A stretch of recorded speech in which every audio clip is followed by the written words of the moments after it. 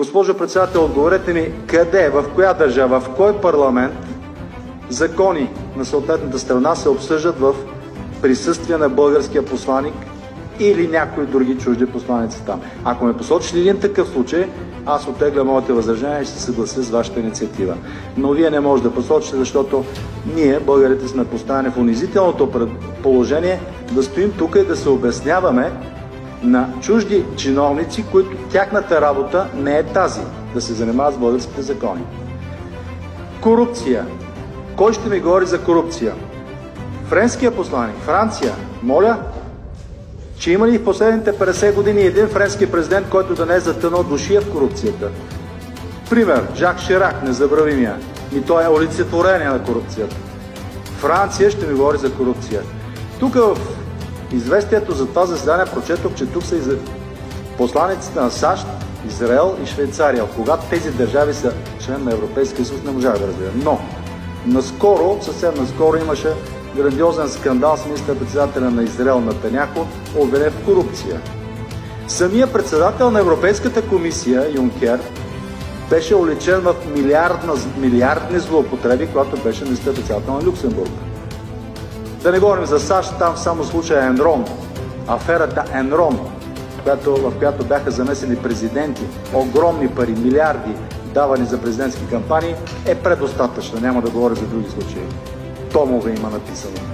Тези държави, които са символ на корупцията, застават чрез своите представители тук и сочат с пръст към България и искат да ни накарат да се чувстваме виновни.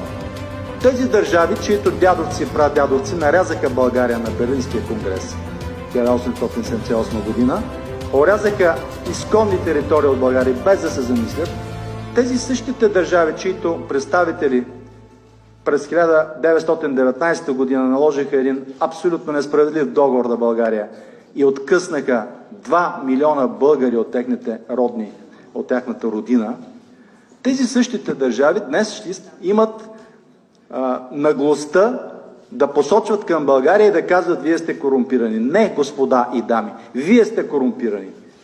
Вие сте тези, които сте корумпирани. Вие сте образци на корупцията и вие нямате никакво морално право въобще да говорите за корупция по посока на България. България е една изстрадала държава, България е една онеправдана държава, благодарение на вашите мерки, благодарение на вашите дядовци и прадядовци, тогавашния Европейски съюз, който постъпи несправедливо с България, както след руско-турската освободителна война, така и след Първата световна война. Така че да престанем с този театър, който се разиграва тук. Аз съветвам и колегите от парламентарните групи да престанем с това унизително поведение на слагачество и васално отношение към чужди чиновници, които, пак ще повторя, по Виенската конвенция нямат право да се месят в вътрешните работи. Изчакайте, моля ви се, не ме прекъсвайте. Аз съм член на комисията, председател съм на парламентарна група и ще завърша изказването си. Не се опитвайте да налагате цензура, няма да успеете.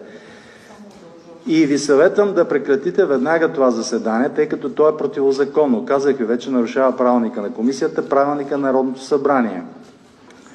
И да направим да приемете нашата декларация, нашето проекто решение.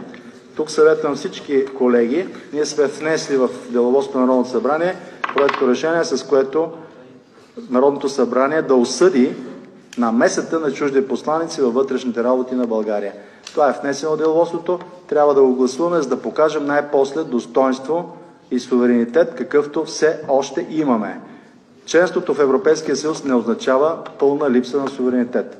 Членството в Европейския съюз не означава, че трябва да се унижаваме пред представители на чужди държави.